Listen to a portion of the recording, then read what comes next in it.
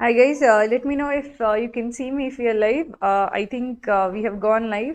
Good to see many people join in and good to see that so many of you have come back for the PI prep and are taking it seriously. Just let me know in comments if you guys can see me and hear me. If everything is clear, then we'll proceed with the session. Hi Amresh, hi Feroz.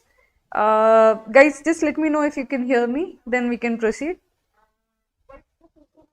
Yeah, okay. I think, yeah, okay, cool. Yeah, good to see all of you guys over here. Firoz, we haven't replied back to all the applications yet. We'll get to you, we'll let you know once the process starts properly. Okay, and good to know all the guys who are joining us. I see a lot of people who have joined us, and I hope you have started seriously preparing for your GDPI what prep. I had given you a schedule of like spending 2 hours daily. I hope you have been sticking to the schedule for the last 2 weeks. In this particular video, I'll be just covering how to answer the first question or the introductory question of telling me about yourself. So when you sit down for your interview, you have to introduce yourself. You have to start off. They'll start off by saying that okay, introduce yourself or tell me about yourself, and you should have a practiced answer for that. I don't mean something that you learn by heart or by rote, but you should have practiced it so much or so often that you don't need to think about what you have to say. You know exactly what you have to say. So that is exactly what we are going to discuss over here.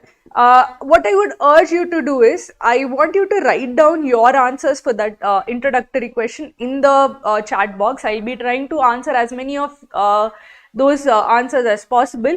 I know that some of you guys actually mailed me with this, and I'll be trying to cover that in this particular video as well. But if you have written down the answer for tell me about yourself, but you have not had a chance to mail it to us, please just put this in the chat box. I'll try to read it and I'll try to give you feedback about what you can do better. Okay, so I'll be going through the chat quite a bit. So please do actually write in what you want to say for that particular answer. Also, those who are joining us, good to see all of you guys over here. Can you guys please like the stream, because it would help us a lot in actually reaching a lot more students, and it would make this entire session a lot more interactive. If you get to see a lot of tell me about yourselves, you'll get a better idea of how to actually approach it. So please like the stream, please share the stream so that more students can join us and this can be a more interactive fun session. Okay, so let's get started. 200 word limit is fine. You should actually aim for something which is around 200 words. You won't get a chance to give a very long answer to that. I would say around 150 words would be ideal for tell me about yourself. Okay. No, write a Shakti, write a proper answer, as in what you have to actually say. See, remember in this when you have to start preparing for your interview prep, you have to actually start writing down things. You might think that okay, I will say this and I will say that, but if you have actually written down things, you start seeing the loopholes in what you are saying. You start seeing the problems in what you are saying. When you start actually writing down what you have to say, you realize that okay, no, this doesn't sound right, or this I could explain in a better way. So as far as possible, start writing down things. Especially start writing down the answers for tell me about yourself and for why MBA. These two answers you should absolutely write down.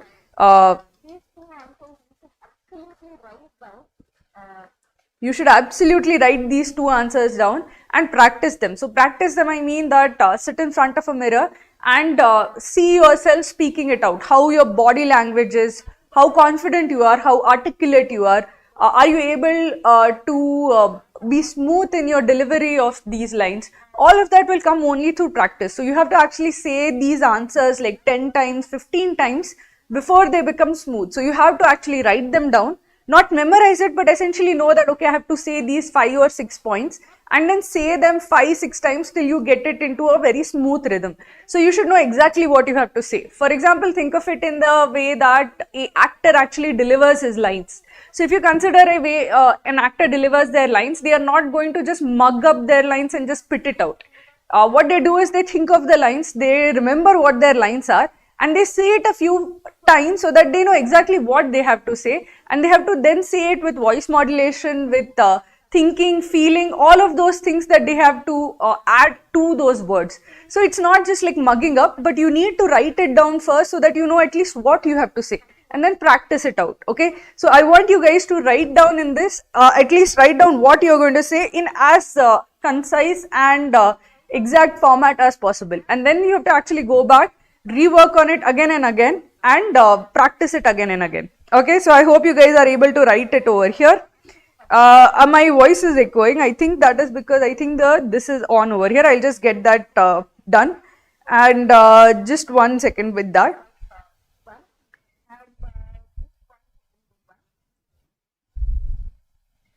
Okay, so guys, please do post over here. I will try to get the echo fixed.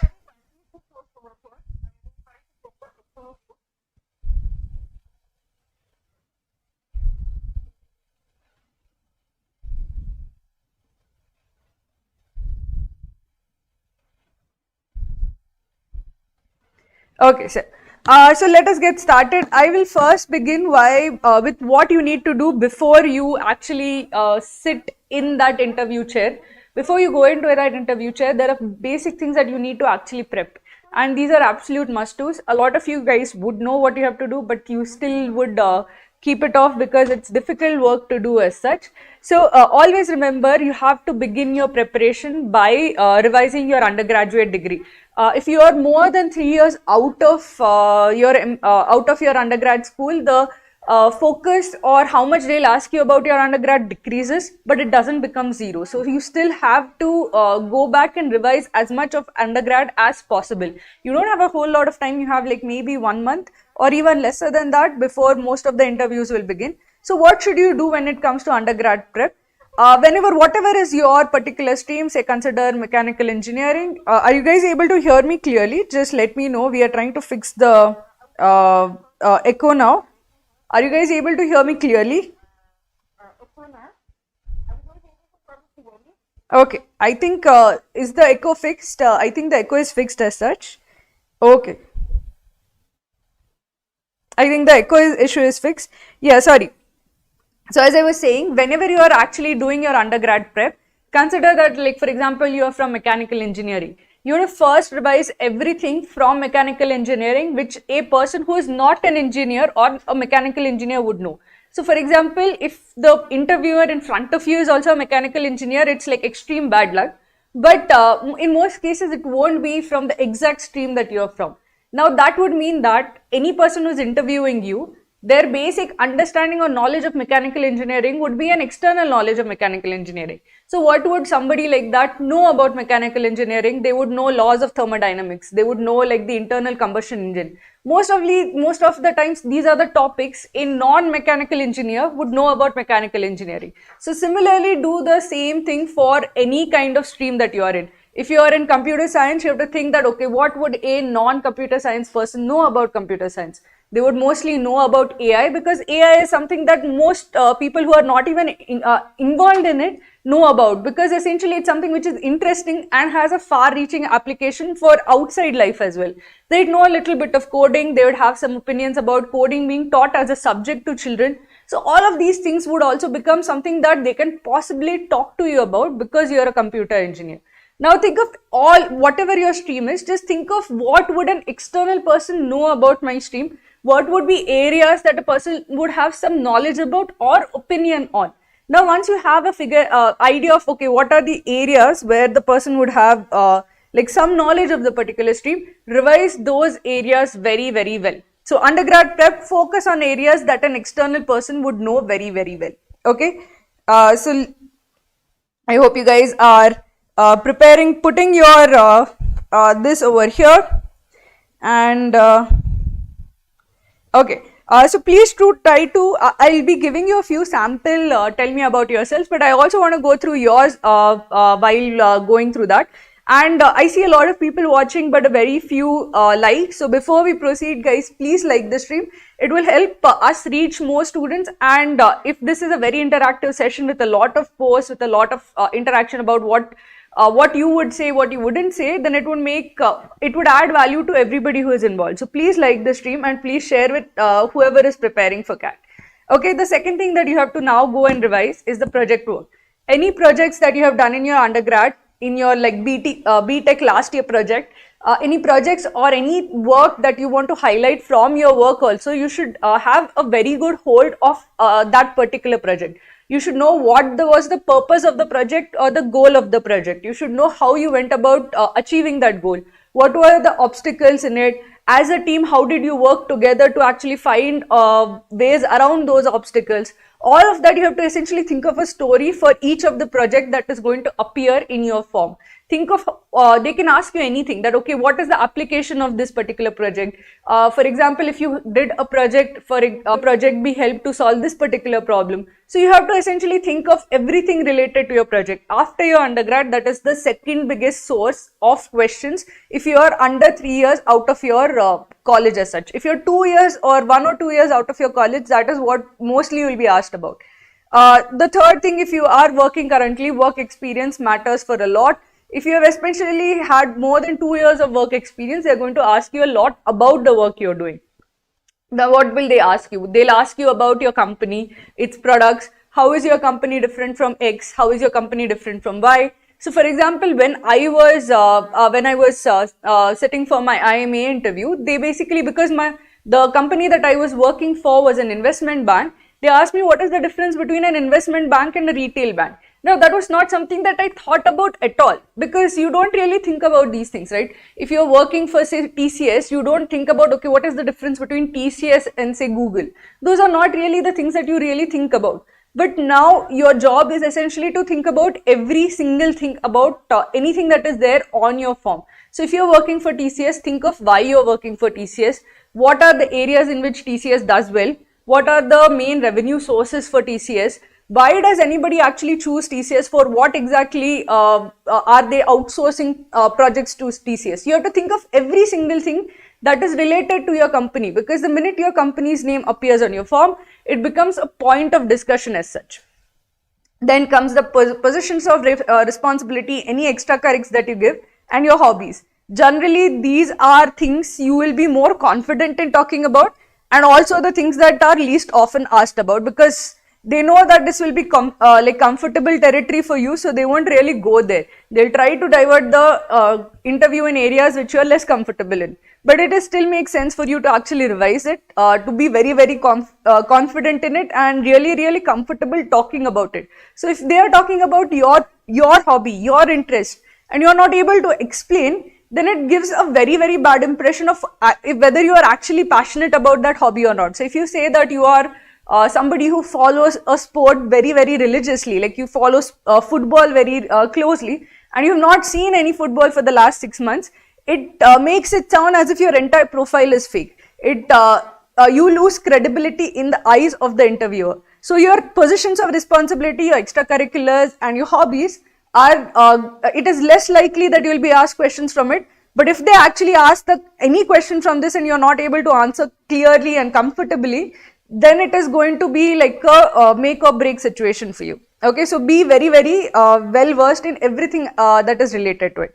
So now let us get to what is the general structure of tell me about yourself, and what would you actually expect, how would the interview go. So always whenever you're preparing for something, your goal should be in front of you. So start visualizing what you're going to do if you are actually sitting for an interview. You're going to wear these formal clothes. Have those formal clothes ready, okay? You should, if you don't have formal clothes, please go and buy some. So you should be able to be very, very comfortable in your planning for the interview also. So just think of, okay, I need, if you're a guy, you need at least a tie, a formal shirt and formal trouser. If you're a girl, you need either Indian formals or a proper formal shirt and a formal trousers. Always remember they should be ironed. If possible, try to wear a blazer. It's not absolutely necessary, but it would be better if you have one. Okay, so always think about what all preparation needs to be done. Now think about your interview as starting with tell me about yourself or introduce yourself, and it will go through all the points of your life, and it will finally end with why do you want to do an MBA. That's generally the structure of a interview. It's not necessary that they will actually follow this structure, but that generally is how most interviews go, in the sense that they try to get a sense of you as a person and whether or not you're really interested in an MBA or you're just here because MBA is a thing that most people do. So that is the things that they would check for.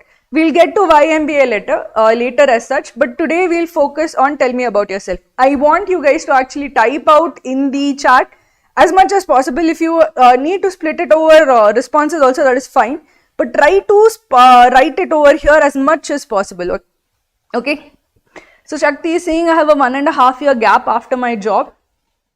See Shakti, if you have 1.5 year gap, you're going to be asked about it. But the good thing to remember over here is that because of COVID, a lot of people have gaps in their jobs. A lot of people have been working from home, and just in general, the pool will be having, many of the applicants will be having these kind of gaps in their resume because of COVID. So because of that, there is going to be a lot more understanding and a lot more leniency given towards students who are actually preparing for interviews. But having said that, you still need to actually prepare an answer for that. So just think of what you would say if they ask you, why is there a gap here? So if they ask you, okay, there seems to be a 1.5 years gap in your resume, you have to think what you were doing. So basically you can say that I have older parents who are immunocompromised. So I considered, I took the opportunity to stay home to take care of them so that they are not exposed during the pandemic. Or consider that you are actually, suppose many people actually take a break to prepare for a half-year gap to prepare for entrance exams, including say UPSC and MBA entrance exams. But you have to have a proper answer ready, and then that is going to lead to a lot of more line of questioning. So if you give the fact that you are actually preparing for another exam and now you are sitting for an MBA exam, you should be ready to answer questions that, okay, why did you actually give UPSC? If you are interested in becoming an MBA, why would you actually talk, why were you interested in doing UPSC as such? So you'll have to think of all those, think of what your real answer is and structure a politically correct answer near the real answer. Don't outrightly lie, but you need not be brutally honest as such. You need not say that I did not get a job, I kept applying for 1.5 years, I didn't get a job. You shouldn't say that, but you should essentially try to say that I was trying to work, find opportunities while taking care of my parents and preparing for this, and essentially just make it sound as if you chose to do something else for a longer term gain. So that would make it sound better than just saying that, okay, I did nothing. Okay, just think of in what way can you convince that you were, the last 1.5 years, you basically took a gap to attempt something or to go for achieve something, like either an MBA admission or any other admission entrance exams as such. Okay, on behalf of freshers, basically in behalf of freshers, you have to essentially you have to say that, okay, you have done X, Y, Z. And when you are a fresher, essentially the script is far more fine-tuned, because essentially you have only your academic profile as such. So there's a limited things that you can actually be asked about, and they'll mostly ask you about your undergrad. Now when you know that you're going to be asked about undergrad, the only thing that you have to really focus on in cracking is your undergrad questions. You have to be very thorough in all the textbooks, all the material that is there, because if you don't remember, you will be judged far more harshly than somebody who is 3 years out and doesn't remember from his undergrad. Okay, so you have to remember that. So let's get started with tell me about yourself. So what should you include in your tell me about yourself? You should include, so like you should start off saying that, hi, I'm Sayali, I'm from X, this city, this state, and I did my schooling in this city, and I did my undergraduation from this university in this particular stream. After my undergraduation, I worked in XYZ as what was the role and what was the department. Just explain what your role entailed, saying that, okay, I was a software developer working on a project for a financial services company. After that, after your work experience, you have to explain who you are as a person. So you should say that, okay, I'm an avid reader. I'm a person who would be, who can spend hours reading, and I especially enjoy the fantasy genre, or I especially enjoy like the murder mystery genre or detective fiction. I enjoy, just tell exactly what you like to read also. So don't leave at that I'm an avid reader. You have to tell exactly what you like to read. If you say that you're a sports fan, you have to back it up by saying that, okay, I follow these sports regularly. Essentially, whatever you say, okay, whenever you write down your tell me about yourself, each part of your tell me about yourself essentially becomes something that the interviewer can pick up on and start a line of questioning for. So basically, underline any kind of proper nouns in your tell me about yourself. So if you say, hi, I'm Sayali, I am from Mumbai, I did my undergraduation in computer science engineering from like your college name, and essentially say that I have spent my entire life in X, and I'm currently working in Y, in this division, in this department, doing this role. So each of these proper nouns acts as what I call as a hook. So that is a hook basically that they will start asking you questions on. So for example, one of the interviews that I gave, they picked up and started with my name. So they asked me, what does my name mean? So I told them that the name means, it's a name, like Sayali is a flower. It's a flower in the Marathi language. Then they asked me, okay, what is the color of the flower? So I said that it's a white colored flower. I had never seen the flower, but essentially you have to prepare for it. So I knew I might be asked a question, so I prepared for it. So I basically Google search how does this flower look like, and I know that it was a white flower. Then the follow-up question was that does it have a scent? Now logically, if a flower is white, it has to have a scent, otherwise it is not going to get pollinated. So you have to think of all of these lines of follow-up questioning that can come from something as simple as your name as such. So similarly, just start off with like saying that, okay, you have spent your entire life in Mumbai. They expect you to know everything about Mumbai, from the train system to like any area or sub area that you're from, everything about that particular thing you should be able to answer as such. So they might ask, okay, give me 3 places where you would recommend somebody go and eat in Mumbai, or what are the industries in Mumbai. So this is something that comes up often, where people essentially start off by saying that, okay, I'm very interested in business. And then the interviewer asks, okay, can you tell me 3 businesses that are situated in your hometown? And you really don't know, because mostly you don't see those manufacturing facilities because they're out of the residential areas. And that is very important to know what businesses are situated in your city, in your state. What does your state produce in terms of manufacturing, in terms of agriculture? You should know all of those things, because that essentially is like a fodder for your conversation. You are having this conversation with the interviewer, and you have given the interviewer the starting points of the conversation: your name, your state, your city, your undergrad course, your college name, your company name, the company name, company's like type, whether it's an investment bank, it's a retail bank, it's a technology company. So you have given these starting points, and they're going to just start off from there and try to have a long-ranging conversation with you, like, okay, why is this the case? What about this? How is it different from this? So you have to think of all of those kind of questions, and you have to anticipate that line of questioning and prepare for it. So whenever I tell you to actually write down the tell me about yourself, underline each proper noun in that, and just think of what could be asked about this proper noun. So you would be like, for your name, what does that name mean? Where does it come from? If it's a Sanskrit name, what is the Sanskrit version of it? So you have to think of all of these follow-up questions and prepare for it. Because what happens when you prepare for it is that the follow-up questions you can answer very quickly. And when you answer things quickly, you appear far more confident and in control of the interview. The more avenues and the doors you actually foresee and you prepare for, the entire interview will start seeming smooth. So that you know exactly how this interview is going, you have actually prepared, and you have thought of where all this conversation can go. And that is a huge advantage when it comes to an actual interview process. Okay, so this is what I want to tell you about the interview. I'll be giving you a few examples of what to do and what not to do in your tell me about yourself, but I want to see actual examples of tell me about yourself. Okay, so guys, I see a lot of people who have joined us. Please like this stream. It would help us reach more students, and it would enable us to actually help more students, and it would be a better session for it. Okay, so let me see a few tell me about yourselves that you have received. I received for seeing the call conversion probability, I would say that go to Kraku's call predictor. It will give you also a likelihood of converting that call. So just go and see the call predictor. So DJ is saying, I'm Dhundiraj, I'm from Ratnagiri. I did my schooling from Fatak and Junior College, and I'm currently pursuing my bachelor's degree from this. I'm a sports enthusiast, especially cricket and tennis.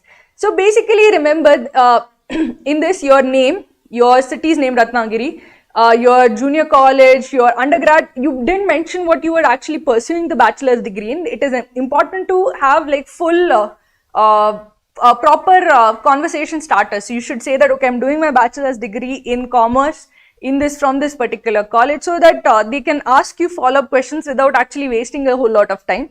But remember, there are a lot of proper nouns that you need to research well. So for example, you mentioned Ratnagiri, so they can ask you, okay, what is Ratnagiri famous for? So you can say that, okay, it is famous for, say, mangoes. And this is something that actually occurred in one of the interviews, where I said that, okay, what does Maharashtra produce? I said, in fruits it produces mangoes. And then they asked me in the follow-up question that where do mangoes grow? Do they grow closer to the sea side, or do they grow closer inland? And I didn't really know all of that. But you have to just basically think that if you are mentioning Ratnagiri and it is famous for, say, mangoes, you need to know everything about how mangoes grow and how they are exported, how much of it is exported. All those things, you should basically think of it as a Wikipedia deep dive, and you should think of each particular entry in your tell me about yourself and just deep dive into it. Okay. One more thing that I would say is that your tell me about yourself is a bit sparse. You haven't considered everything about yourself. So you are saying that you're a sports enthusiast, especially cricket and tennis. That is good, but you need to back it up with what you have actually done. So for example, if you say you are a sports enthusiast in cricket and tennis, do you actually play? Because if you play, and it's a much bigger or a stronger point than if you're just a spectator. If you're a spectator, that is good, but if you're a player who plays regularly, then that is much better than if you're just a spectator. So you have to try to make them more concrete, it should be slightly bigger than what it currently is. Go further into your detail, think of everything that you have done. Just try to connect those dots into making something that sounds more fuller in explaining who you are as a person. Okay. So Kingsley says, along with my degree, I pursued my interest in writing, freelancing, and also helping with the help of Udemy. I've completed a screenwriting course. I'm also the author of this. Okay, good, this Kingslayer, but it should be somewhere in the second half of your tell me about yourself. Okay, sorry, I didn't see the first half. My name is Shirdinath. I was born and brought up in Palwancha, small town. Okay, a third graduate. My recent degree in IT Andhra. Okay, these are actually good points, but you are not making them in the right way. So your name is this, I was brought up in Palwancha, small town in Telangana. That is all fine.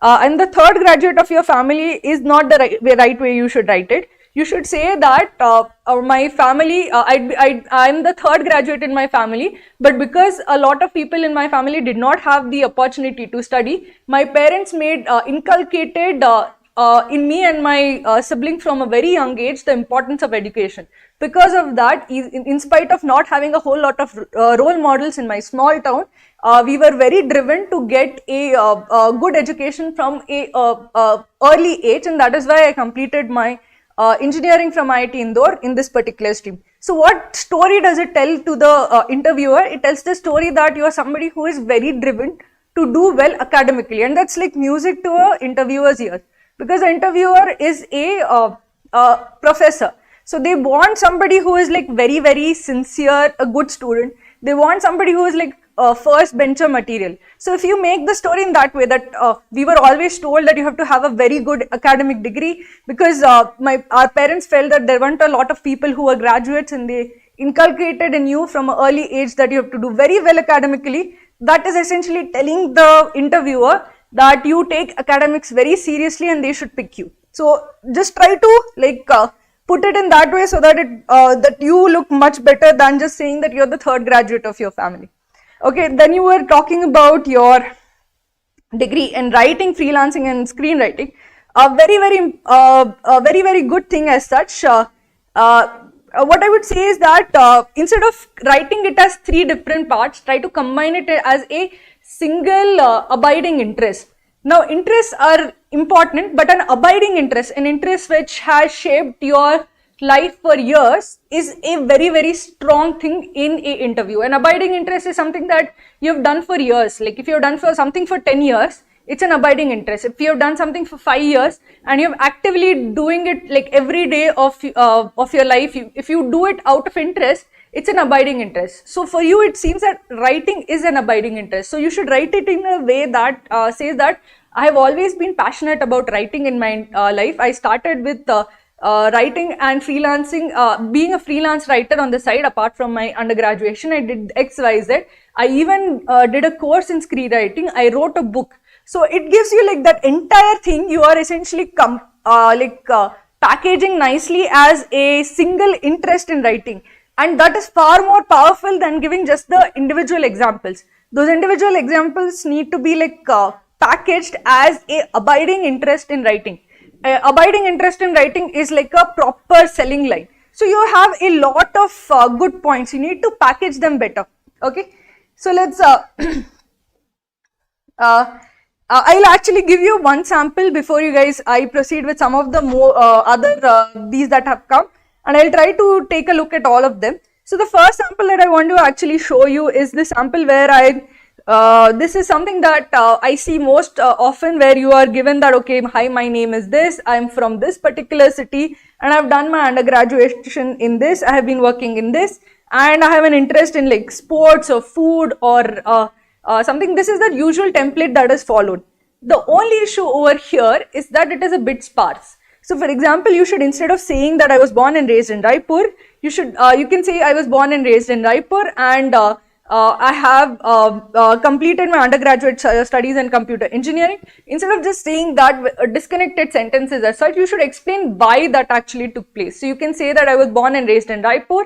I had from early childhood, I had a lot of interest in computers, which were difficult to get in Raipur as such. Access to computers was not easily available in Raipur, but I was so fascinated with it that I tried as much as possible to get access to computers, to learn coding, to learn all of these things about computers. And then when I got the opportunity, I took up computer science engineering in my undergraduation because I was fascinated by computers. That gives a better, more richer picture of who you are and what your interests or drivers are, than just saying that I'm from Raipur and I did computer engineering as such. The second thing is that again, after this, you are working as a software developer. So basically just mention after that when after graduation, you wanted to work in the computer engineering domain to learn the hands-on application of how the theoretical knowledge is applied in companies or in the corporate world. That essentially those are the explainer filler sentences that give the that give a more flow to your tell me about yourself. It tells it gets the attention of the interviewer, because you are like the 20th or 50th person that person is interviewing, and all of the interviews, tell me about yourself, will be these bland, okay, this is my name, this is where I'm from, this is my undergrad, this is my role in the company, this, and there is no real flow to it, there's no real interest or juice to it. So then it becomes very boring. So it needs those filler lines to explain why you did things, because it adds like a layer of interest to who you are. The last one is actually a good part, the second part, because there the author, there the person is giving like descriptors of who he is. I'm an avid foodie. So when he says that I'm an avid foodie, like the interviewer knows that, okay, this person wants to be asked questions about it. It will get the attention of the interviewer. That they enjoy making, gives an example of what they actually try to do. Not just tells that they like to read, but what they like to read. So the second part is good, but the first part needs more descriptive sentences saying that, okay, I was fascinated by computers from an early age, which is why I took up computer science engineering. I was fascinated by machines and by physics from an early age. That's why I took mechanical engineering. I was very interested in the financial statements of companies, which is why I did commerce. I was somebody who was interested in economics. That's why I did a BA in economics. So whatever it is that you are actually, you have done, explain why you did it. What was your story as such? Not just that you did BA in economics, but what led you to it. Okay, so that essentially adds a layer of interest and juice to your this. Don't make it dry, because then the interviewer will lose interest in you. Okay, this is the first sample. I hope more people have actually put up some samples so that we can see. Okay. See, every word you write, you should have a genuine backup explanation, but you need not put up the explanation in the tell me about yourself. But essentially, you should put up like flowing lines inside the tell me about yourself. You should try to add some amount of just think of it in this way. These are not points, okay? You're not just putting points, did this, did this, did this. It's not a checklist. Nobody wants to hear a checklist, right? They want to hear like a story. So you have to put these filler lines to add description, but you need not give explanation for why you did, okay? Like why did you join XYZ firm? Because it's the best in its this. You don't need to put that. So essentially just add whatever is helping you actually build a story. You need not add explanation for every line, but wherever an explanation would actually make it smoother, make it more interesting, add the explanation. Okay. Shall we share any personal experience too, which would have helped us become a better person? Not in this particular place, not the right space to actually do that. You can say that you are somebody who has a philosophical bent of mind or something of that sort, where you can say that, or you're spiritual, or explain in those particular terms, so then they can ask, okay, what do you mean by that? Or if you consider yourself as somebody who is reflective of their actions or introspective, you can mention that without actually giving the personal experience in your tell me about yourself. So tell me about yourself is to describe you, and then they'll ask you like these additional questions. Okay, what do you mean by that? Or what, how do you, like, then they will ask you, okay, like explain or add detail to it. Then you can add, but not directly in the tell me about yourself. Okay. What makes you better than the other candidates today?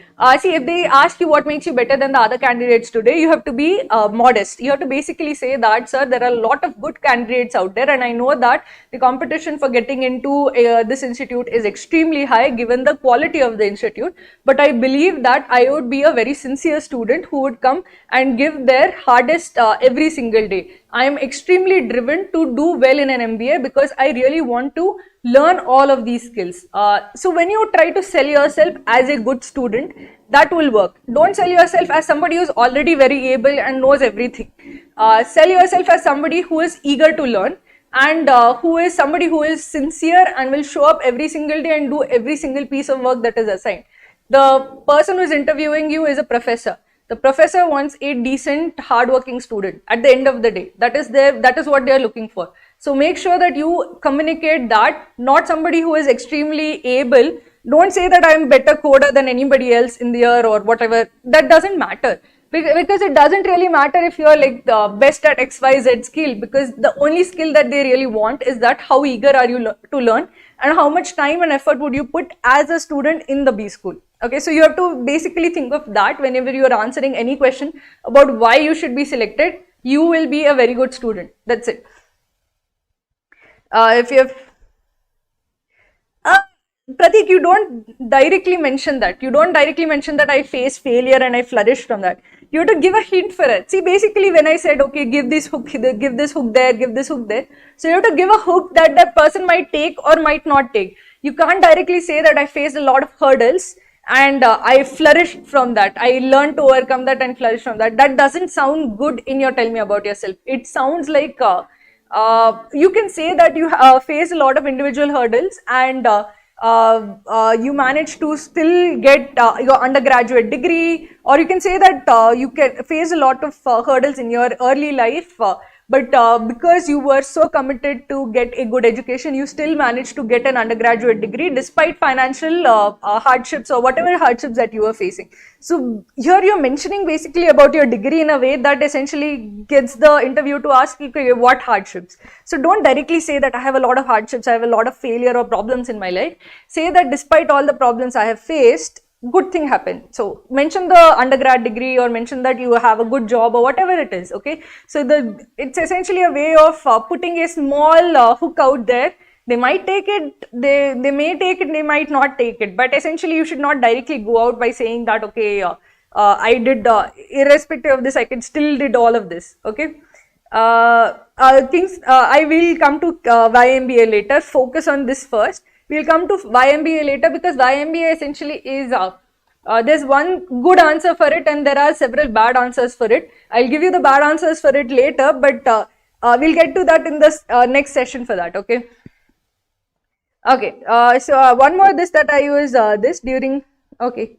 My name is Durgesh Kaushik. I am from Chhattisgarh but currently live in Nagpur. I have completed my graduation in this and schooling from Mumbai. So remember your name, your Chhattisgarh, Nagpur and Mumbai, all of these become starting points for you. So you have to be very, very, every single proper noun you have to research properly.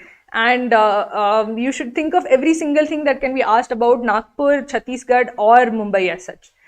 This includes from geography to history to politics to what grows in Chhattisgarh to what industries are there, everything. You can be asked anything about it. Think of it like a Wikipedia entry. Just think of all the listings in that. Think of, read all of them. Just keep deep diving into it until you can't think of any other angle to that particular topic. Okay, and what did you say after that? During my school time, I participated in this and in my class second, okay. During third years of my college, okay, you need not actually talk about it in this way. You should be more concise. So essentially, you should say that I was consistently one of the top, I consistently did well in my school, and I was also among the top, what would you say, the one of the toppers of my school during my 12th exam. I have played, along with academics, I have always taken extracurriculars seriously, especially sports, where I have done consistently well throughout school and including in college, especially in sports like volleyball and just mention the sports there. Essentially, you are talking about not just like one or two, you don't have to mention one or two distinctions as such. You have to say that you were a good student who also played a lot of sports. So essentially, just formulate it as I consistently did well in throughout my school and college. I also played a lot of sports throughout my school and college, including volleyball and other sports. So mention those sports as such. You need not talk about the individual points as such. That doesn't really work that well. If you mention that you were academically well, that is enough, because they have your actual academic record in front of you, so they know exactly what academic this that you had as such. You need not mention it in the tell me about yourself. You can just mention that you did well throughout your schooling and college years. So that would describe you without just adding to the points that unnecessarily. Talking about my family, see, essentially you need not mention what your father does and what your mother does.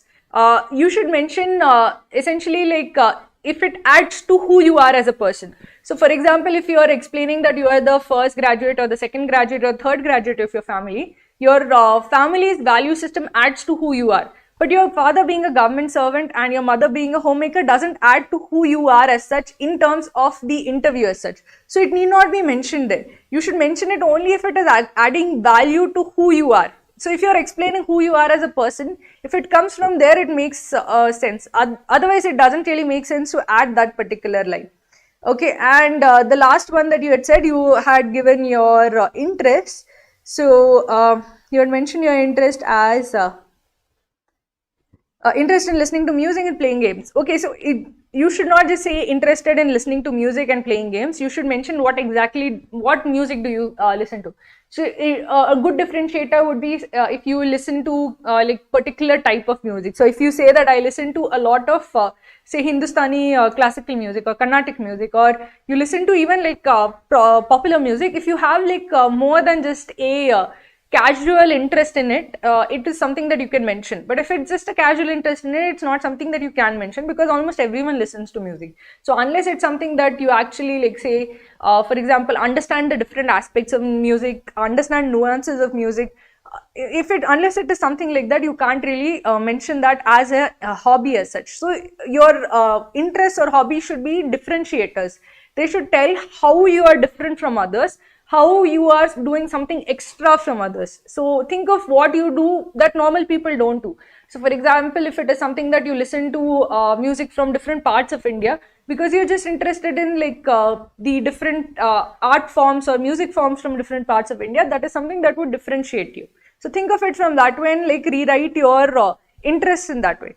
Okay, so I'll those who have written, I'll try to go through more of these. But I'll just take a look at another one. This is something that somebody actually submitted for us, and I've tried to remove anything which is identifying of that person.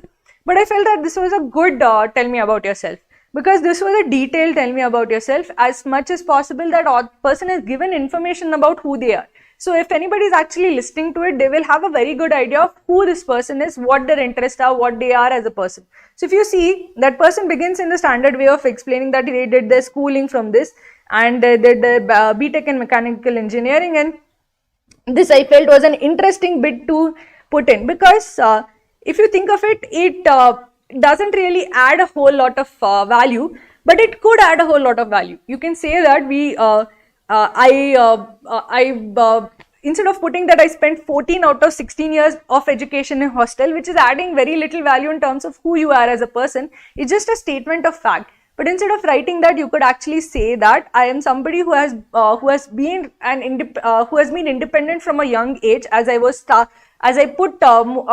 spent most of my childhood and young adult life in hostels, I learned to take care of myself and manage my studies on my own from a very young age. Now that explains to the interviewer who you are as a person, rather than just giving this information that you are somebody who spent a lot of time in a hostel. Spending a lot of time in a hostel is not a virtue, but saying that you are an independent person, somebody who can manage themselves alone, who can handle the stresses and the pressures of working and studying alone, that adds to who you are as a person by saying that, okay, from a young age I have learned how to handle things alone because I spent most of my young life or adolescent life in a hostel. So that adds value rather than just this statement as such. So instead of writing statements of fact, describe yourself in positive terms. As much as possible, the tell me about yourself should be about describing you in a positive way.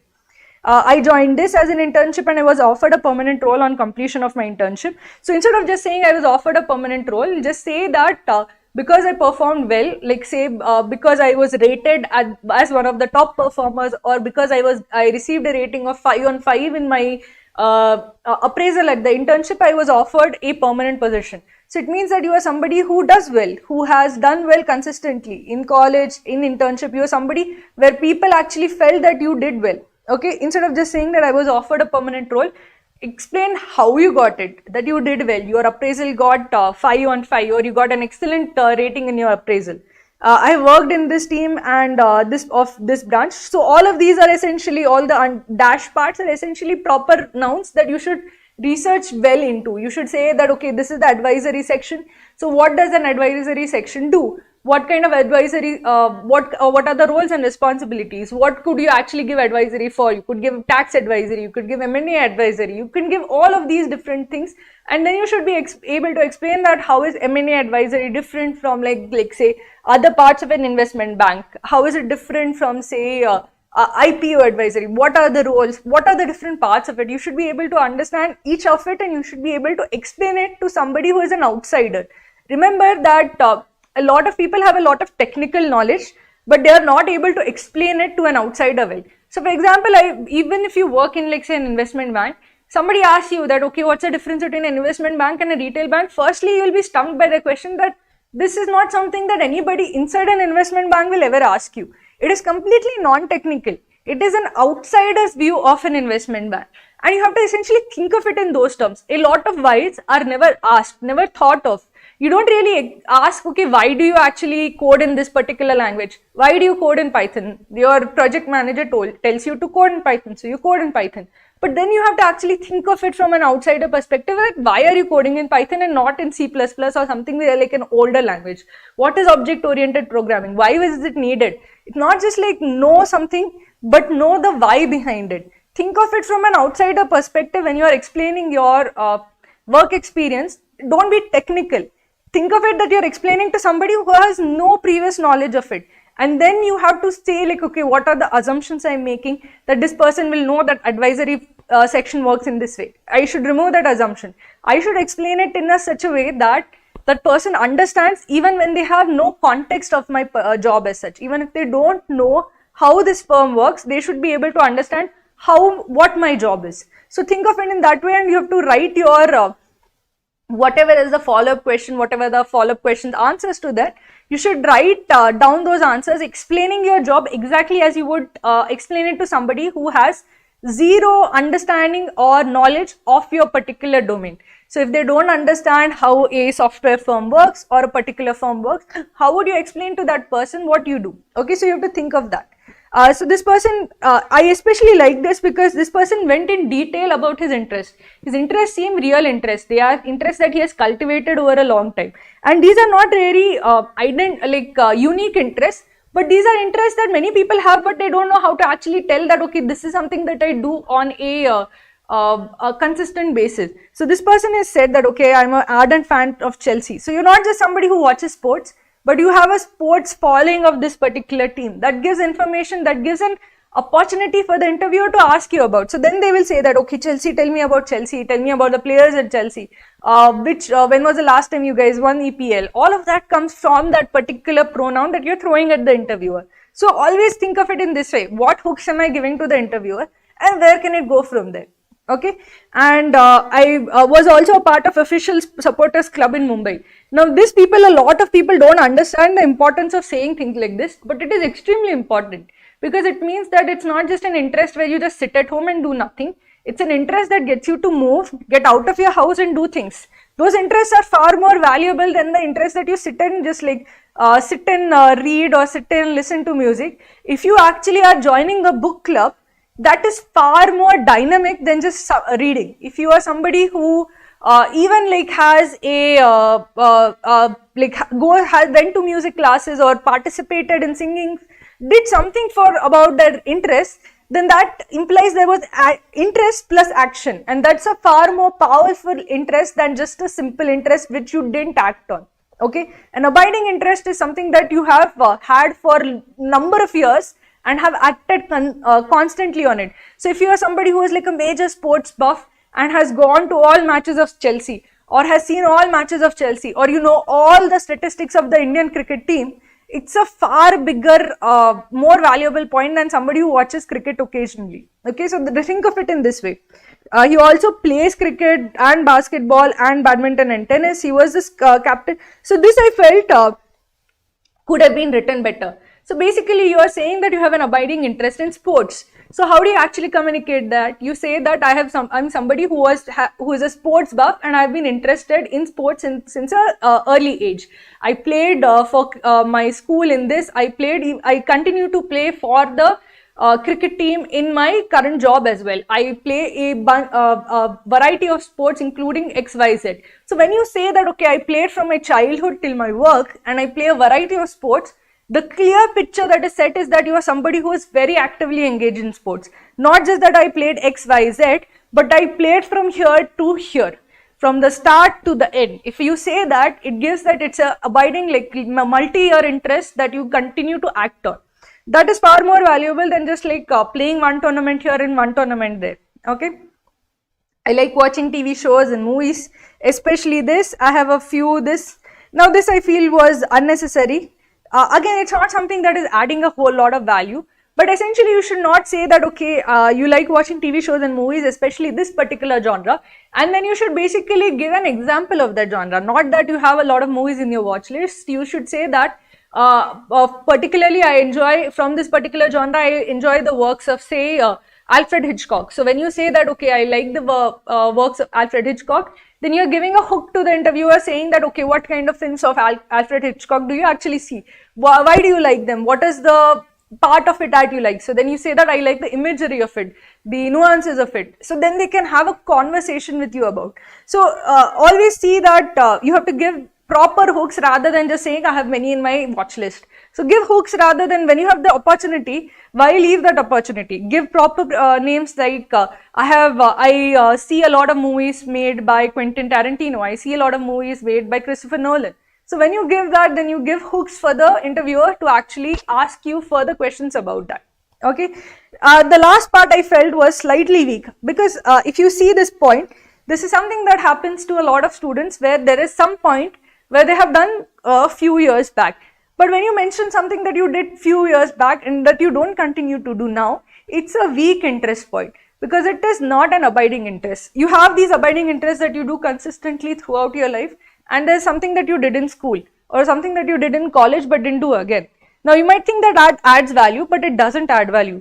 What adds value is something that you have done over years. So if it's something that you've just done in the last 2 months, it doesn't add value. If it's something that you did 5 years back and have not done since, it doesn't add value. So I would actually drop that. You can give a generic that you are interested in educating, and you can say that, okay, I was interested in educating. I worked in my college for this particular NGO, and I continue to help students in my area by giving private tuitions to the economically backward students from my area. So basically then you are saying it's a continuing interest rather than something that you did in college. Okay, so always remember, do not put weak interest points because they seem as if that's not really something that is adding value. That's actually detracting value from your tell me about yourself.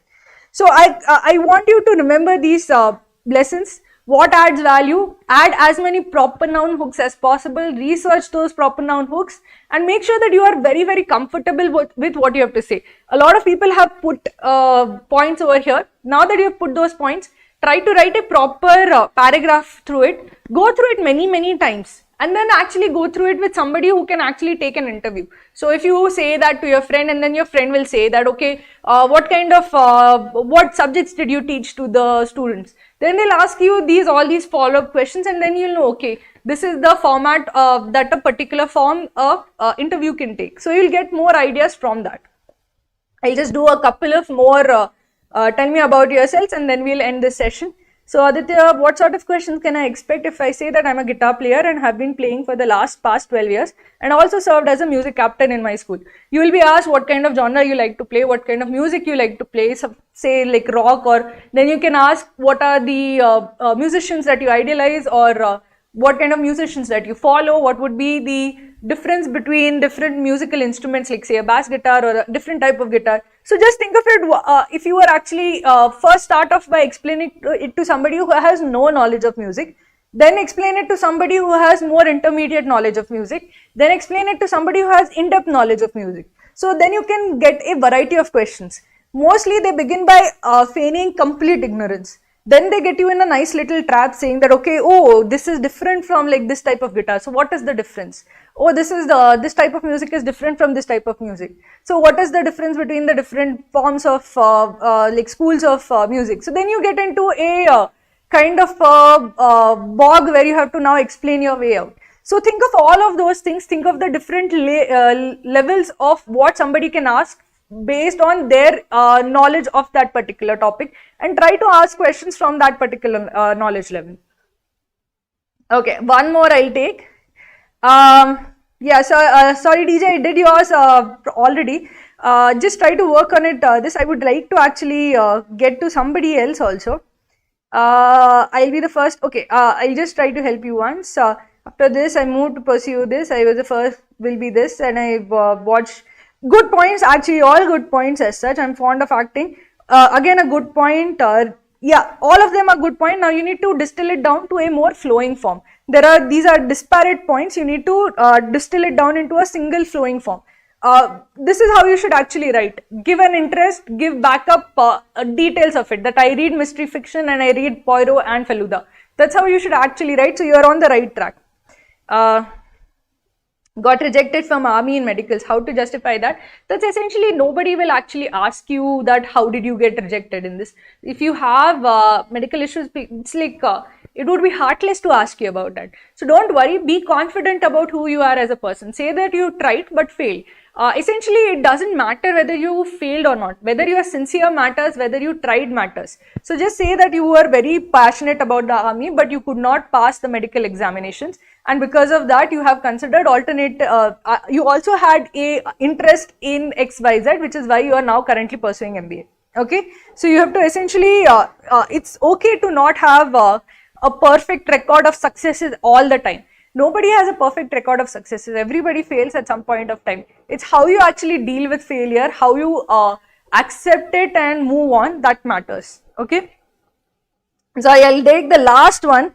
And I'll just stop at that. Okay, what okay, I think the last, when will IIMA call be out? I really don't know. You'll have to actually wait for them to come.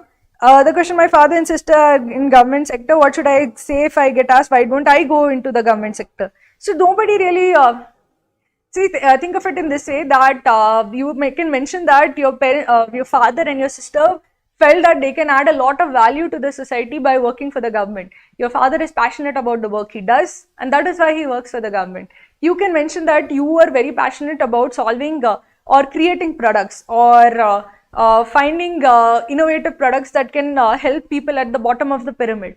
You can, you think that creating a business would add a lot of jobs which would help your society. So there are different ways in which you can add value to the country, to the society. One of them is working for the government, one of them is working in the public sector, but a lot of people who work in the private sector also add value. So you need not think of that. If you think of it in the terms of that they are doing something where they feel that they are contributing to society, and here you are also doing something that where you feel you are contributing to society, it does not become that it's like why aren't you there and why aren't you here. Okay, so at that I will actually end the particular this trip. I really like that a lot of people actually joined us and put in a lot of effort to write there, tell me about yourself. Just remember that, write it down. Remember the points that you have to make and keep practicing in front of the mirror so that it is very smooth. The smoother it is, the smoother the flow is, the more like a story it is, the more engaging it will be with the interviewer. Okay, so I'll leave with you with that. Okay, sorry Pratik, last this. Okay, what was your question? I am from Bihar and I want to use the sympathy that don't do that. So don't try to see people, they would know when you are trying to manipulate them. These guys are smart guys, so don't try to make an obvious play for sympathy. It would work against you. A lot of people have a lot of respect for those who come from who overcome hardships. But if you start by saying, I have overcome hardships, the sympathy drops immediately. So instead of saying that, what you should say is that, I am from a place where English is not taught in many of the government schools, and even the government teachers don't know proper English. But it was very important to me to know the language well. So that is why I read a lot of books, and I especially became a fan of this to improve my English, or something like that, which basically indicates the work or hard work you put to overcome your situation. Focus on who you are and not the hardships. The hardships can be mentioned as background context. Don't make an obvious play for sympathy. It would not be good. Okay, so I'll end with that, and best of luck to you guys, and I hope that you guys actually sit down, write it down and practice. Okay, so thank you very much.